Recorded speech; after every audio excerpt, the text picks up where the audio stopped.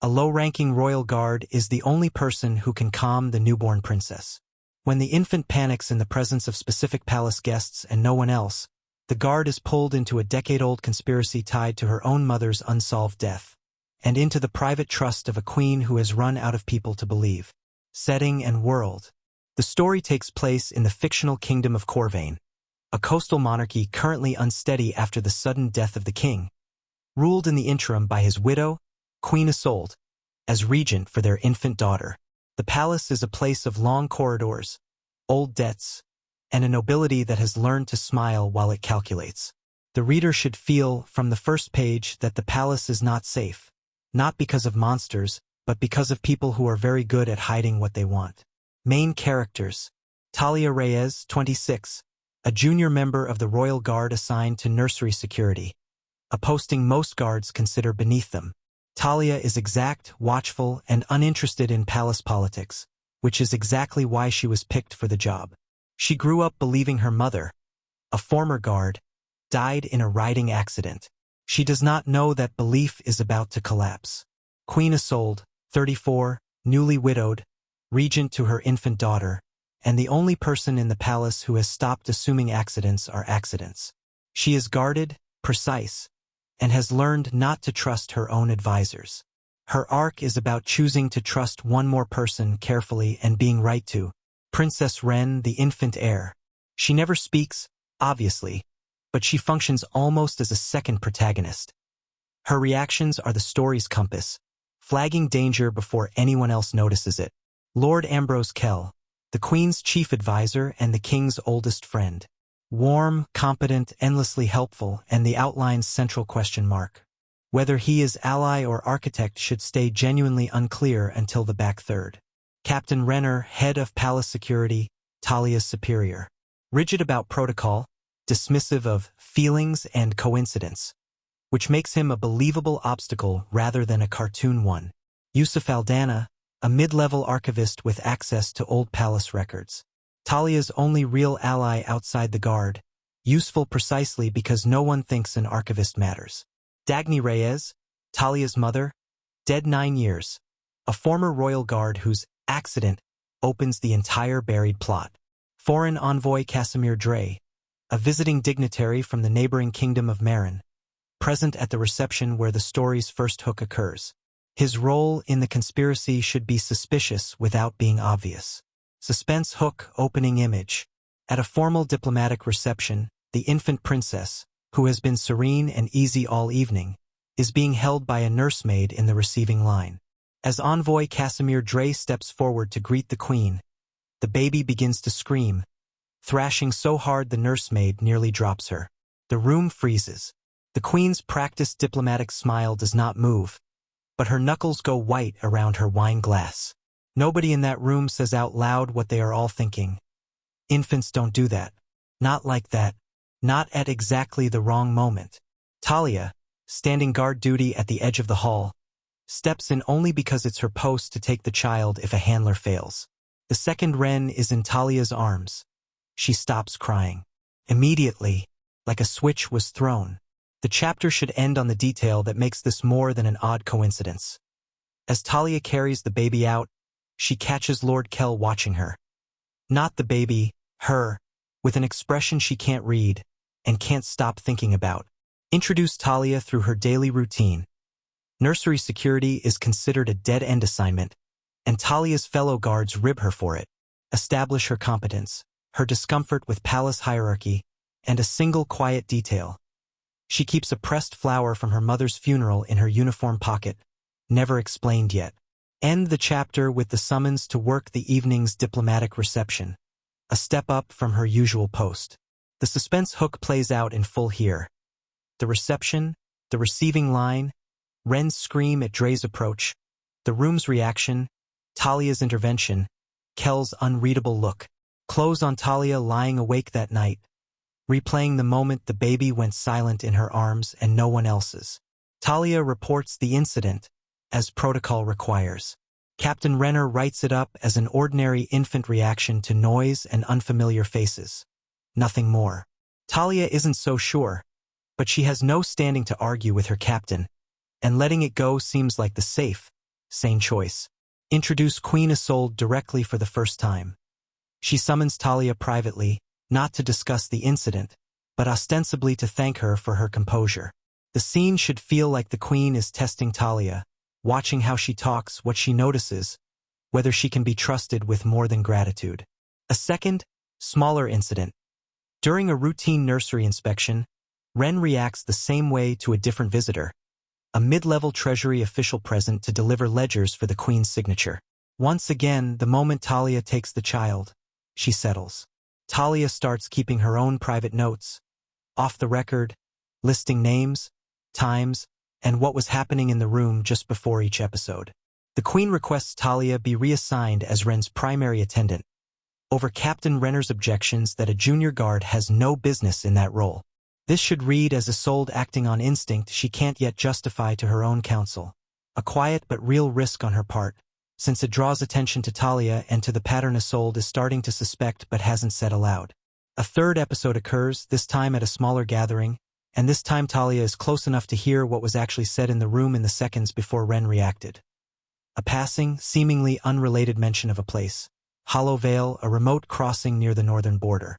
Talia doesn't know why that name matters, but she writes it down. That night, going through her late mother's old effects for the first time in years, trying to make sense of why any of this feels familiar, she finds a folded and signed letter tucked in the lining of an old uniform jacket. References Hollow Vale and is dated the week before her mother's death.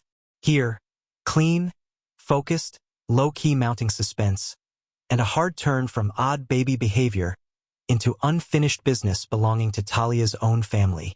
The middle section should braid three threads that keep intersecting. Wren's ongoing reactions, the mystery engine, Talia's investigation into her mother's death, the emotional engine, and Talia's deepening, guarded relationship with Queen Isolde, the trust engine. Each chapter should advance at least two of these. Talia can't investigate palace records without raising flags, so she goes to Yusuf Aldana, an archivist she trusts because he's been kind to her and famously incurious about gossip. He agrees to quietly help her look into her mother's service record and the Hollow Vale reference, mostly out of loyalty to Talia rather than any stake of his own, which should later cost him something, raising the danger of the investigation. Chapter 8, What the Guard Roster Says. Yusuf finds that Dagny Reyes was reassigned to a border patrol near Hollow Vale 2 weeks before her death, a posting that doesn't appear in her official file, which only lists a routine patrol elsewhere. Someone altered the record. This is the first hard evidence that Talia's mother's death wasn't an accident, and that whoever changed the file had the authority to do it. Chapter 9. Isolde opens the door a crack. Talia, unsettled, is careful around the Queen, but Isolde notices her distraction and, in a private moment, admits something of her own. She does not fully trust the circumstances of the king's death either, officially ruled a hunting accident. This should be the pivot where the personal, Talia's mother, and the political, the king's death, reveal they might be the same conspiracy years apart. Isolde does not yet trust Talia enough to say everything. This is a controlled reveal, not a full one. Talia, now paying closer attention to court politics, learns that Envoy Dre's public diplomatic visit is a cover for private negotiations about mineral rights near. The reader should now recognize it, Hollow Vale. The location isn't incidental. It's the thing being fought over. A fourth episode occurs, and this time it isn't Dre who triggers it. It's someone standing near him, a quiet Corvain nobleman named Lord Fenwick who has said almost nothing in every prior scene. This complicates the pattern. It was never one person the infant feared, but a specific topic, tone, or association that keeps recurring around Hollow Vale. Talia begins to suspect the baby isn't reacting to faces at all, but to something subtler, perhaps a scent, a cadence of speech, or genuine unconscious sensitivity to tension in the room, picked up from whoever is holding her. This ambiguity should be allowed to remain unresolved on the page. The story is stronger if it never fully explains the infant's ability in clinical terms, but grounds it enough: stress, cortisol in breast milk or touch, infants' documented sensitivity to caregiver anxiety, that it feels plausible rather than magical. Captain Renner, irritated at being sidelined and suspicious of how close Talia has gotten to the Queen, starts quietly investigating Talia herself. Is she manipulating the child's reactions for influence? Is she overstepping? Is she a plant? This adds a credible, non-villainous obstacle.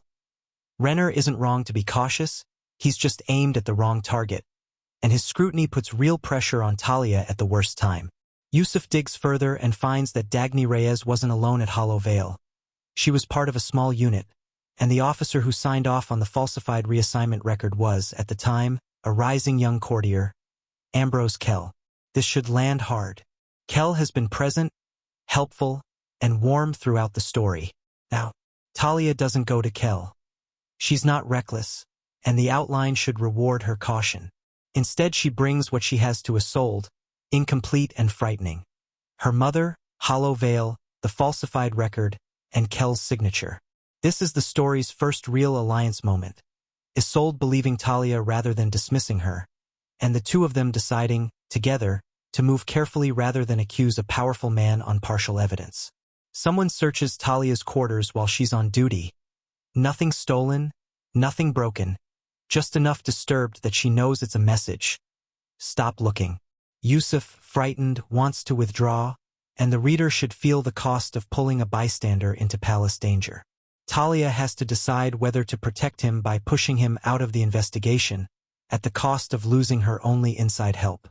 Through Yusuf's last piece of research before he steps back, Talia and Isolde learn what Hollow Vale really represents. Not just mineral rights, but a hidden treaty clause from the king's father's reign, one that would transfer border authority to Marin if a Corvain heir failed to formally claim the throne by a certain age. A clause almost no one alive still remembers. Talia's mother found evidence of this clause 9 years ago and was killed for it. The king's accident may have been about the same secret, and Ren, as the current heir, is the person whose survival or disappearance determines who benefits. With the political stakes now enormous, the story needs urgency. A fifth, much more severe incident occurs, not just Ren panicking, but an actual attempt to remove the infant from the nursery under a forged authorization, stopped only because Talia, trusting her own instincts over the paperwork in front of her, refuses to hand the child over and raises the alarm. This should be the middle's climax.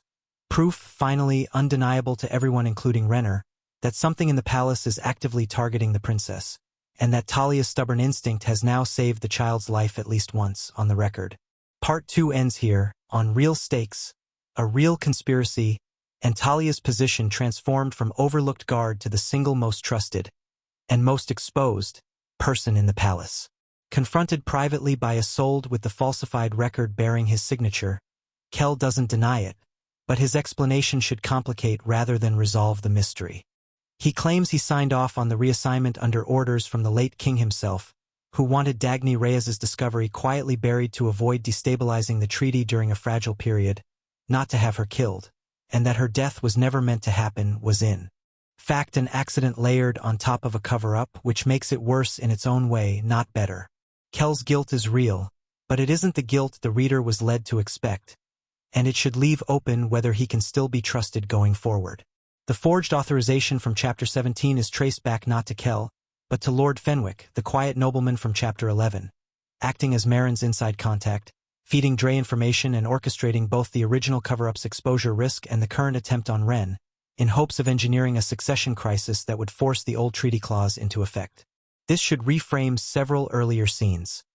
Fenwick's silence wasn't incidental, it was deliberate, and the baby's earliest reactions were catching the tension around him before any human noticed.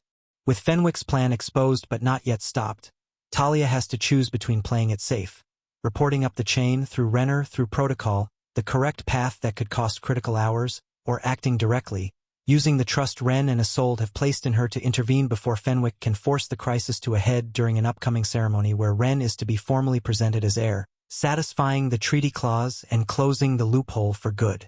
This is Talia's core arc payoff. The same instinct that made her good at a job nobody respected is the instinct she now has to bet everything on.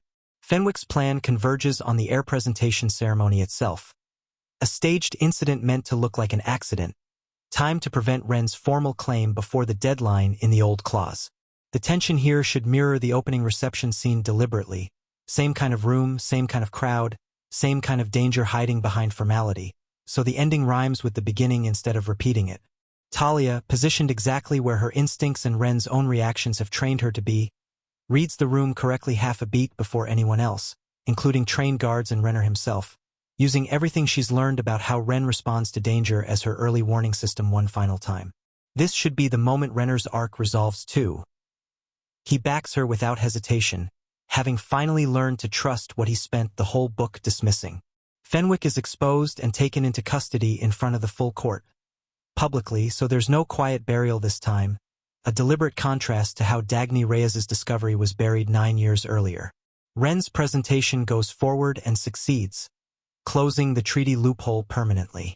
This is the plot's resolution.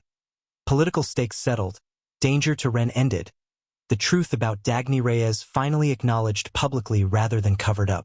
A quieter final chapter for emotional closure rather than plot. Isolde formally elevates Talia's position, not as a reward exactly, but as an acknowledgement of what's true. Talia earned this trust the hard way over months, one instinct at a time. Kel's future in court remains genuinely unresolved, a deliberate loose thread rather than a tidy redemption, since his guilt was real even if his intentions weren't monstrous.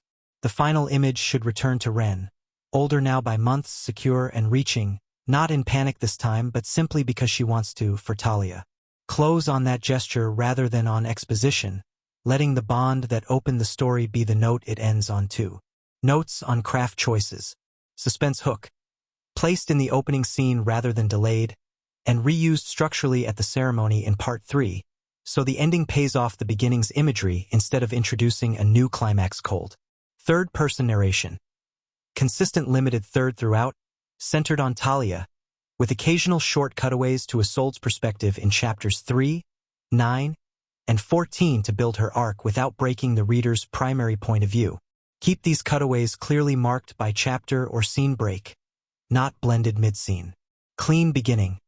Part 1 establishes exactly 3 things: Talia's ordinary world, the mystery's first undeniable instance, and the personal stakes, her mother.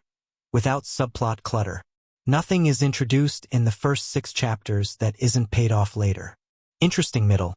Part 2 braids the mystery, the personal investigation, and the political conspiracy so that every chapter moves at least 2 threads, avoiding the common trap of a middle that just delays revelation without developing character or relationships. Strong ending. Part 3 avoids a single tidy villain by splitting culpability between Kel, real but understandable guilt, and Fenwick, the deliberate architect, which keeps the resolution from feeling too simple, while still delivering a clear, satisfying confrontation and a decisive stop to the threat. No repetitive concepts. Each of Ren's reactions in the outline is triggered by a different context: a stranger, a topic, an unspoken tension, a forged order, a staged accident. So the recurring device evolves rather than repeating the same beat 5 times. Each investigative chapter also produces a new piece of information rather than reconfirming something already known. Plain English. Dialogue and internal narration should favor short, direct sentences, especially in high-tension scenes.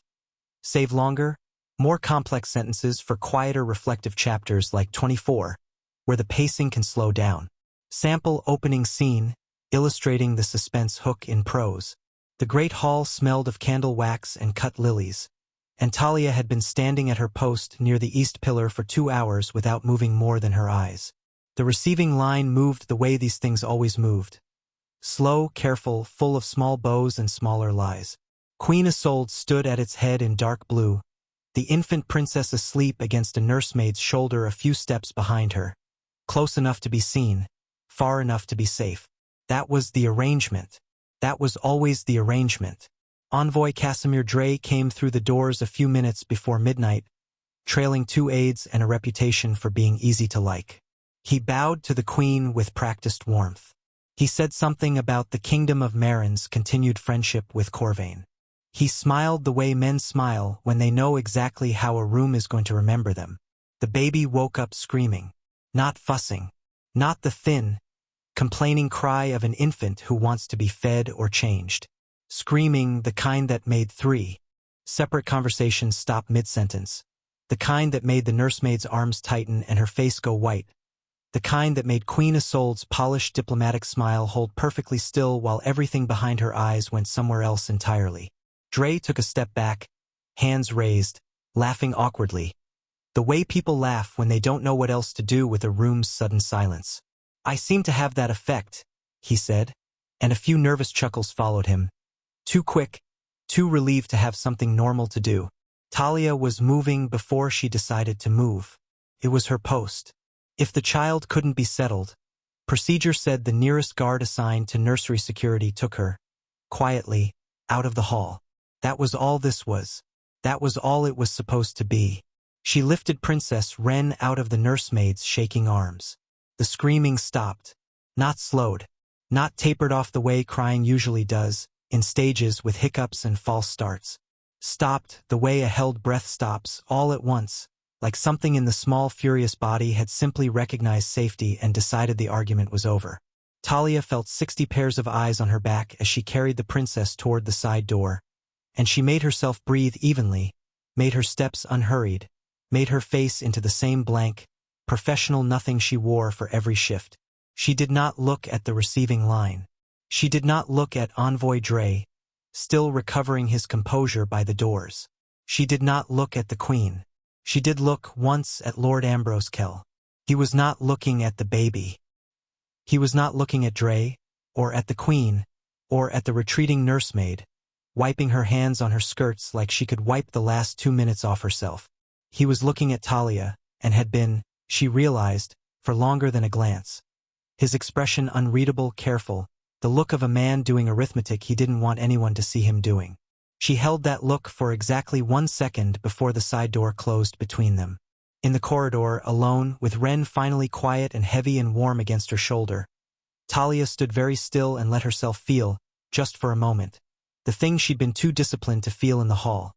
That this hadn't been about noise or strangers or an infant's ordinary bad night. Something in that room had been wrong. The baby had known it first. Talia intended to find out what. Talia moves from someone who avoids palace politics entirely to someone who has to act directly inside them, without ever losing the plainness and caution that made her trustworthy in the first place.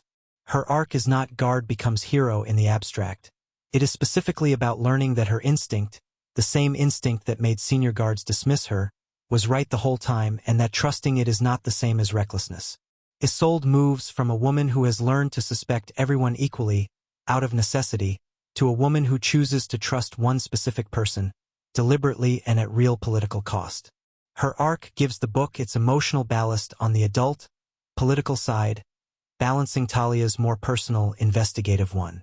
Kell is designed to resist a clean resolution. He is guilty of a real wrong, burying evidence that got a woman killed, even if he did not intend her death, and the outline deliberately declines to fully forgive or fully condemn him by the last chapter. This keeps from collapsing into a single simple villain and gives the ending texture rather than a clean moral ledger. Fenwick functions as the story's true antagonist specifically because he is underwritten on the page until chapter 19. A quiet, background presence whose silence is retroactively frightening once his role is revealed. Writers adapting this outline should resist giving him any scenes of obvious villainy before the reveal. His danger should be legible only in hindsight, matching the way Wren's own reactions notice him before any adult does. Wren never becomes a plot device with a name pinned on for convenience. Every scene involving her reactions should be written from Talia's point of view, describing only what can actually be observed. A change in breathing, a grip tightening, a sudden stillness, rather than narrating the baby's internal state directly.